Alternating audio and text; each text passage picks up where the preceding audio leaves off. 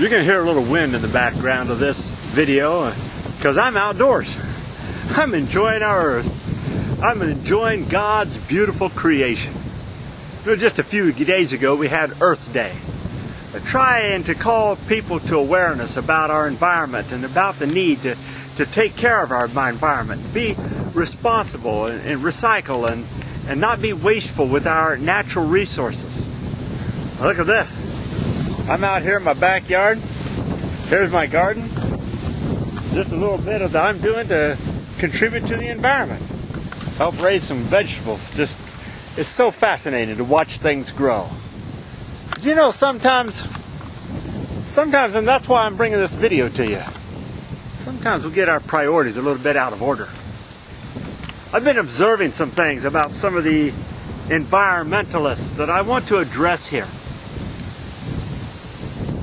First of all, we are created by God to have fellowship with Him and to take care of this earth. Genesis chapter 1, verses 26 through 28 say that, "Then God said, Let us make man in our image, according to our likeness, and let them have dominion over the fish of the sea, and over the birds of the air, and over the cattle, over all the earth, and over every creeping thing that creeps on the earth." So God created man in His own image. In the image of God He created him. Male and female He created them. Then God blessed them, and God said to them, "Be fruitful and multiply.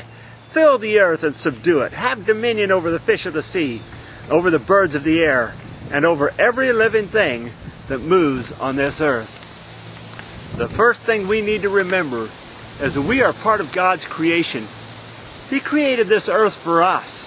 These beautiful trees that I enjoy in my yard, these vegetables that I enjoy growing in my garden, they're for our benefit, not us for their benefit. These animals that we have around here, oh, I wish I had my doggy. Used to have a cat. I've enjoyed them, but that's not what life's about. We're not here for the animals. You see, the second thing is that we are the focus of God's creation, not the animals. Man is superior to all of animal kind. In Genesis chapter 1 verse 26, and I repeat, God said, "Let us make man in our image." He never said that with the animals. "According to our likeness, and let man have dominion over the fish of the sea and the birds of the air and the cattle, and over all the earth and over every creeping thing that creeps on the earth." Now that means that we have an obligation to not misuse the animals. Oh yes, we in the past have slaughtered animals and not thought about the future and what it might do. But in the process of protecting animals and so-called animal rights, we should never allow them to take precedence over human rights. God created this heaven and this earth for you and me, not for the animals. And the animals are here for our enjoyment and our benefit. Not to be used or misused or abused, not to be slaughtered wholesale because, oh, it's kind of fun killing the little things, but to be used for good purposes, providing clothing, providing food, in some places, providing companionship. And of course, the animal kingdom is part of the food chain, if you will, of life on this earth. They keep nature in balance. And as Christians, we should want to keep nature in balance too. That doesn't mean that we don't care about the animals, but we don't worship the animals. We worship the creator of those animals. We can appreciate the whales. We can appreciate the bugs or some rare bird, but life is not about those animals. Life is about your relationship with God and with Jesus Christ, your Lord and Savior. Jesus didn't come to die on the cross for whales or seals or some bug or bird. There's no eternal relationship with God for any other living being except mankind. We're to worship the Creator, not the creation. Psalm 24 verses 1 through 5 say, "The earth is the Lord's and everything in it, the world and all who live in it, for He founded it upon the seas and established it on the waters. Who may ascend to the hill of the Lord? Who may stand in His holy place?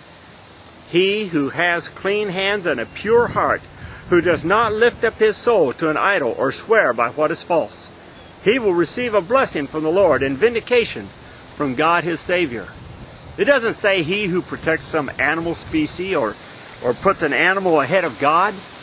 It doesn't say he who worships nature and neglects the assembling of Christians on the Lord's Day. It says he who worships God and takes care of his environment. I'd like to challenge you to, first of all, make Jesus the Lord of your life and worship him with your heart and soul and mind and spirit. That's why we're here, to love God and to love others. And while we're loving others, let's respect our environment. It provides food for us. It provides shelter for us. It provides clothing for us and everything that we need. So we do need to be responsible. But let's keep our priorities in our order and not let the animal kingdom or a plant take precedence over God or God's first priority of creation, your fellow man. These comments are taken from the Getting to Know Jesus Bible Study series and are supported by your gifts. By partnering with us in the financial needs of this ministry, you're participating in fulfilling the Great Commission, taking the gospel to the whole world via internet technology. If you'd like to send a tax-deductible gift, make your check out to New Hope Gospel Ministries and mail it to 6910 Scenic Hills Boulevard in Lakeland, Florida, 33810. You can also go to www.gettingtoknowjesus.org and donate online and help us support this ministry and carry this message out to others. Thank you for partnering with us as we fulfill the Great Commission. God bless you and have a great week.